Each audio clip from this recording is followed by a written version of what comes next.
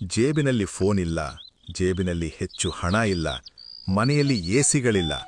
ಆದರೂ ಆ ತಲೆಮಾರು ನಮ್ಮಿಗಿಂತ 100 ವರ್ಷಗಳು ಹೆಚ್ಚು ಸಂತೋಷವಾಗಿ, ಆರೋಗ್ಯವಾಗಿ ಹೇಗೆ ಬದುಕಿತು? ಅವರ ರಹಸ್ಯ ಏನು? ಈ ತಲೆಮಾರು ಹೋಗಿಬಿಟ್ರೆ ಮತ್ತೆ ನಮಗೆ ಪ್ರೀತಿಯನ್ನು ಹಂಚುವ ಕೈಗಳು, ಕಥೆಗಳು ಹೇಳುವ ಧ್ವನಿಗಳು ಇರಲಾರವು. ನಾವೇನು ಕಳ್ಕೊಳ್ತಿದ್ದೇವೆ ಗೊತ್ತಾ ಸ್ನೇಹಿತರೆ? ಗಮನಿಸಿದ್ದೀರಾ? ನಮ್ಮ ಕಣ್ಣು ಮುಂದೆ ಒಂದು ಯುಗ ಮುಗಿದು ಹೋಗುತ್ತಿದೆ.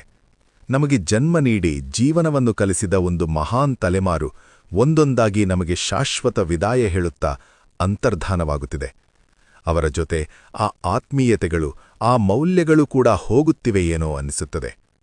ಅಸಲಿಗೆ ಏಕೆ ಅಷ್ಟು ಮಹಾನ ತಲೆಮಾರು? ಒಮ್ಮೆ ಹಿಂದಕ್ಕೆ ತಿರುಗಿ ನೋಡೋಣ. ಅದು ಅನ್ನ ತಿನ್ನುವ ಮೊದಲು ಪಕ್ಕದವರ ಹಸಿವನ್ನು ಗುರುತಿಸಿದ ತಲೆಮಾರು. ಮನೆ ಸಣ್ಣದಾಗಿದ್ರೂ ಮನುಷ್ಯರ ನಡುವಿನ ಪ್ರೀತಿ ಮಾತ್ರ ವಿಶಾಲವಾಗಿತ್ತು. ಅವರು ಎಂದಿಗೂ ನಾನು ಎಂದಿಲ್ಲ, ನಾವು ಎಂದೇ ಬದುಕಿದರು. ಉಮ್ಮಡಿ ಕುಟುಂಬಗಳಲ್ಲಿ ಕಷ್ಟ ಸುಖಗಳನ್ನು ಹಂಚಿಕೊಂಡರು.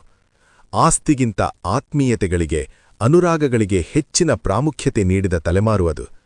ಅವರಿಗೆ ದೊಡ್ಡ ದೊಡ್ಡ ಡಿಗ್ರಿಗಳಿರಲಿಕ್ಕಿಲ್ಲ, ಆದರೆ ಜೀವನ ಎಂಬ ಪುಸ್ತಕವನ್ನು ಸಂಪೂರ್ಣವಾಗಿ ಓದಿದ ತಲೆಮಾರು ಅದು. ಗಡಿಯಾರ ಇಲ್ಲದಿದ್ದರೂ ಸೂರ್ಯನನ್ನು ನೋಡಿ ಸಮಯ ಹೇಳುತ್ತಿದ್ದರು. ಕ್ಯಾಲ್ಕುಲೇಟರ್ ಇಲ್ಲದಿದ್ದರೂ ಬಾಯಿಲೆಕ್ಕದಲ್ಲೇ ಜೀವನವನ್ನು ಗೆದ್ದ ಮೇಧಾವಿಗಳು ಅವರು. ಇಂಟರ್ನೆಟ್ ನೋಡದೆ ಅಪಾರ ಜ್ಞಾನವನ್ನು ತುಂಬಿಕೊಂಡರು. ಜಿಪಿಎಸ್ ಇಲ್ಲದಿದ್ದರೂ ಗಮ್ಯವನ್ನು ಖಚಿತವಾಗಿ ತಲುಪುತ್ತಿದ್ದರು. ಆ ದಿನಗಳಲ್ಲಿ ಕೈಯಲ್ಲಿ ಮೊಬೈಲ್ ಫೋನ್ ಇರಲಿಲ್ಲ, ಆದರೆ ಮನಸ್ಸು ತೆರೆದು ಮಾತನಾಡಿಕೊಳ್ಳುವ ಸ್ನೇಹಗಳಿಗೆ ಕೊರತೆ ಇರಲಿಲ್ಲ. ಪೋಸ್ಟ್ ಕಾರ್ಡ್ ಮೇಲೆ ಬರೆದ 4 ಮಾತುಗಳು ಫೋನ್ನಲ್ಲಿ ಗಂಟೆಗಳ ಮಾತಿಗಿಂತ ಹೆಚ್ಚು ಪ್ರೀತಿಯನ್ನು ಹಂಚುತ್ತಿದ್ದವು. ಟಿವಿ ಇಲ್ಲದಿದ್ದರೂ ಬೀದಿ ನಾಟಕಗಳು, ಬುರ್ರಾ ಕಥೆಗಳೊಂದಿಗೆ ಸಮಯವನ್ನು ಆನಂದವಾಗಿ ಕಳೆಯುತ್ತಿದ್ದರು. ತಂತ್ರಜ್ಞಾನ ಇಲ್ಲದಿದ್ದರೂ ಸುಖ ಸಂತೋಷಗಳಿಂದ ಬದುಕಿದ ತಲೆಮಾರು ಅದು.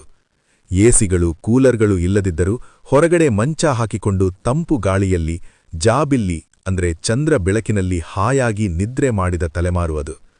ಮಿನರಲ್ ವಾಟರ್ ಗೊತ್ತಿರಲಿಲ್ಲ. ಕೆರೆ ನೀರು, ಬಾವಿ ನೀರು ಕುಡಿದು ಕಲ್ಲು ತಿಂದರೂ ಜೀರ್ಣಿಸಿಕೊಳ್ಳುವ ಶಕ್ತಿ ಅವರದೇ. ಪಿಜ್ಜಾ, ಬರ್ಗರ್ಗಳ ಬದಲು ಪೀಚು ಮಿಠಾಯಿ, ಪೇಳೆಗಳು ತಿನ್ನಿ ಸಂತೋಷವಾಗಿ ಬದುಕಿದರು. ಜಿಮ್ಗಳ ಕೆಲಸವಿಲ್ಲದೆ ಭಾರೀ ಕೆಲಸ ಮಾಡಿ ಬೆವರು ಸುರಿಸಿ 100 ವರ್ಷ ಆರೋಗ್ಯವಾಗಿ ಬದುಕಿದರು. ಅದಕ್ಕೆ ಅವರಿಗೆ ಇಂದಿನ ಬಿಪಿಗಳು, ಶುಗರ್ಗಳು, ಹೃದಯಾಘಾತಗಳು, ಕಾರ್ಪೊರೇಟ್ ಆಸ್ಪತ್ರೆಗಳು ಗೊತ್ತಿರಲಿಲ್ಲ. 6ನೇ 7ನೇ ವಯಸ್ಸು ಬರುವವರೆಗೆ ಮಕ್ಕಳ ಬಾಲ್ಯವನ್ನು ಆಟಪಾಠಗಳಿಂದ ತುಂಬಿಸಿದ ತಲೆಮಾರು ಅದು. ನಂತರ ಹಣವಿಲ್ಲದ ಸರ್ಕಾರಿ ಶಾಲೆಗಳಲ್ಲಿ ಓದಿಸಿ ದೊಡ್ಡ ಸಾಧಕರನ್ನಾಗಿ ಮಾಡಿದ ತಲೆಮಾರು ಅದು. ಆ ಕಾಲದಲ್ಲಿ ಶಿಸ್ತು ಬಹಳ ಮುಖ್ಯ. ಶಾಲೆಯಲ್ಲಿ ಶಿಕ್ಷಕರು ಬೈದರೆ ಮನೆಗೆ ಬಂದು ತಾಯ್ತಂದೆಯರು ಇನ್ನೂ 2 ಹೊಡೆದು ಶಿಕ್ಷಕರನ್ನು ಪ್ರಶ್ನಿಸುತ್ತಿರಲಿಲ್ಲ. ಅದಕ್ಕೆ ಆ ತಲೆಮಾರಿನ ಮಕ್ಕಳು ಅಷ್ಟು ದೃಢವಾಗಿ ಬೆಳೆದರು. ಅವರು ವ್ಯಾಪಾರದಲ್ಲಿ ಕಲ್ತಿಗೆ ಅವಕಾಶ ನೀಡಲಿಲ್ಲ.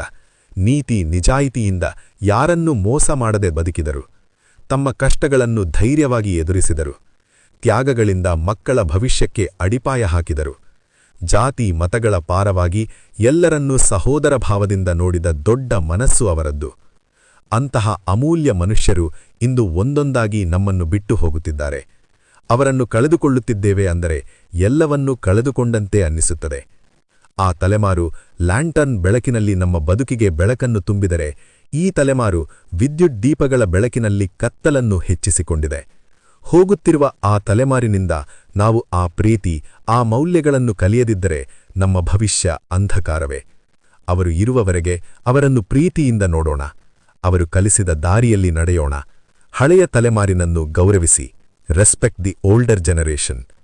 ಈ ಕಥೆ ನಿಮ್ಮ ಮನಸ್ಸನ್ನು ತಟ್ಟಿದೆಯಾ?